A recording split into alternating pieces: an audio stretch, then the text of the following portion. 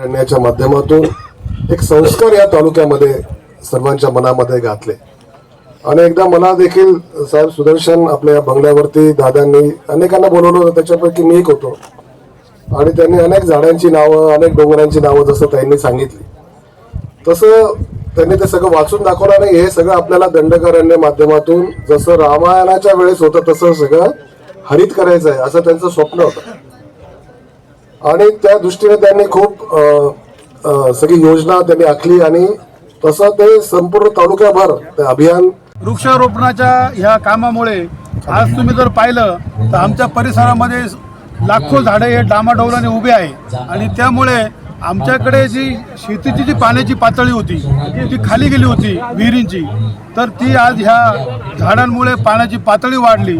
आणि पर्यायाने आमच्या सगळ्या शेतकऱ्यांच्या जमिनी आहेत या बागायत झालेल्या आहेत. आणि पावसाचं प्रमाणसुद्धा हा प्रजन्य छायेच्या बाहेर असलेला आमचा हा एरिया आहे. आणि ह्या संगमनेर तालुक्यामध्ये पाऊस कमी पडतो, परंतु हजारो लाखो वृक्ष शहराच्या बाहेर पश्चिमेच्या बाजूला येतो त्यावेळेला असं वाटतं की सुंदर हवा, सुंदर ऑक्सिजन आणि निरोगीमय जीवन आमचं या झाडांमुळे झालेलं आहे. आणि सुंदर असं वातावरण या निमित्तानं आमच्या परिसरामध्ये झालेलं आहे. परंतु त्याच्यातून टिकवणं फार महत्वाचं असतं. परंतु आता एक चांगलं आपण काय सगळीकडचं टिकलं असं नाही, परंतु आज कपालेश्वर ज्याच्यामध्ये मनीष भाऊंचा खूप मोठा वाटा आहे, मालपानी परिवारांना मोठा वाटा उचललेला आहे, ते कपालेश्वर आज टुरिझमचं चांगलं ठिकाण झालेलं आहे. डोकं शांत करायचं असेल, आता खरं संजय तुमचं डोकं शांतच असतं तरी वर जाता तुम्ही. ज्याचा तापतो त्यानं वर जावं, त्याचं शांत झाल्याशिवाय राहणार नाही हे तुम्हाला सांगतो. कपालेश्वर अत्यंत सुंदर ठिकाण झालंय, परंतु त्याचबरोबर देवगड खूप कठीण होतं कारण ते खडकच आहे.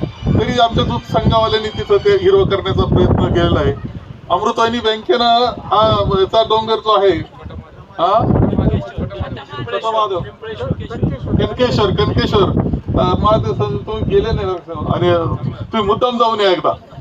एक रस्ता आहे वरपर्यंत जाण्याचा, म्हणजे तो काही त्रास होणार नाही. परंतु इतका सुंदर झाली ती बाजू, एकदम अगदी इतकं दाट झाडी तिथे झालेली आहे.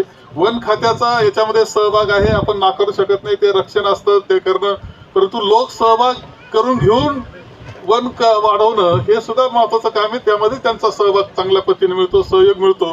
म्हणूनच आजचा कार्यक्रम होतोय असं मला वाटतं. केदारपूर गेलो मोठ्यापर्यंत 100 किलोमीटरचा तालुका आहे आपला, 170 गावं, 240 वाड्या, संगमेर शहर एवढा मोठा व्याप आहे.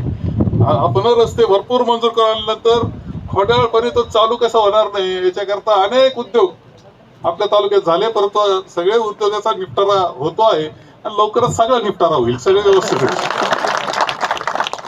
हे कोण? हे झाडं उपटणारे माणसं. म्हणून लक्षात ठेवलं पाहिजे, झाडं लावणारा कोण आणि उपटणारा कोण. आणि उपटणाऱ्याला उपटून टाकणं हे आपलं काम असतं.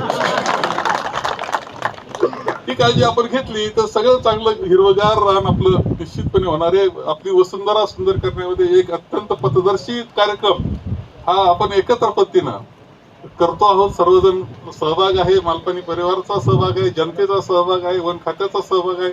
याच्यातून असा आपला पथदर्शी प्रकल्प झाला पाहिजे जो सगळ्यांना मार्गदर्शक झाला पाहिजे. ते काम आपण निश्चितपणे करूया.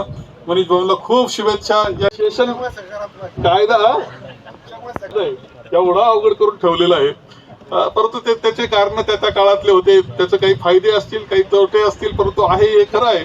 परंतु या सगळ्यांच्या सहकार्यानं आपण खूप चांगल्या पद्धतीनं पुढे जातो आहोत.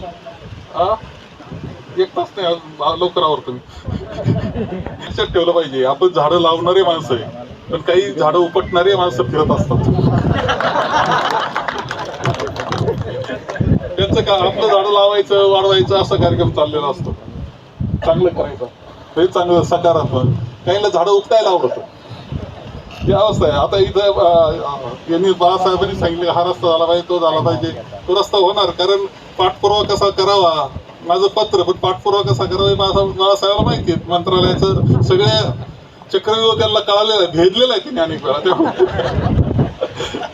त्यामुळे तो प्रश्न नाही. पण हे सांगितलं की हा रस्त्याचा टेंडर आणि उशीर का होत चालला, तर एवढे मोठ्या प्रमाणावर रस्ते मंजूर सगळ्या तालुक्यात, तर ते आपले रंग दाखवायला सुरुवात करील.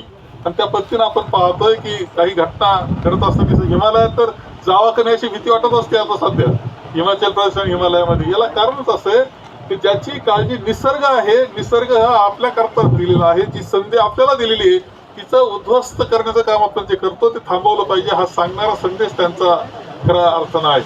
म्हणजे जो भाग्यवान आहे की एवढं सुंदर असा वाढदिवस कोणाचा झाला असेल की नाही मला माहित नाही, इतका चांगला वाढदिवस तर ह्या वाटावा इतका सुंदर वाढदिवस आहे तुमचा आजचा. एक आनंदाचा असा वाढदिवस आहे आणि याच्या निमित्तानं जे आपण झाड लावतो ना, खरं सांगतो झाडाची वाढ जशी होत चालती त्यातला आनंद वेगळा असतो. ज्याला घेता आला त्याला येतो. मात्र ज्याला घेता आला तर तुम्ही झाडं लावा आणि त्याची वाढ पहा, तुम्हाला त्याचा आनंद वाटत आणि पहिलं फळ मिळतं ते तर खूपच आनंदाचं असतं. आणि म्हणून हे अत्यंत चांगल्या प्रकारे हा वाढदिवस आपण साजरा करतो. खरं आहे की तिथून भाऊसाहेबांनी दंडकारण्य अभियान सुरू केलं. 19 वर्ष हे आहे. हरेश्वरच्या माथ्याला आपण होतो. काही गोष्टी असतात जीवनात का त्या फार थोड्या लक्षात राहत असतात. माझ्या मते जो जो चढून आला त्याच्या तर पक्क लक्षात राहील. गाडीनं आल्यावर थोडासा फरक होईल, परंतु चढून आला त्याचे पक्क लक्षात राहील. असा हा अभिनव असा वाढदिवस आहे. इतका सुंदर चाललेला आहे की इथे म्हटले बाळासाहेब देशपांडे की याला श्रावण सरी म्हणतात. ऊन पडतं, परत सरी येते, परत ऊन पडतं. पण उन्हानं आणखी एक शिकवलं तुम्हाला. जेव्हा ऊन पडतं चांगलं कडक, आता थोडं ढिलं आहे परंतु थोडं कडक पडलं त्यात तुम्हाला इथं उभे राहिले त्यांची हवा वाटायला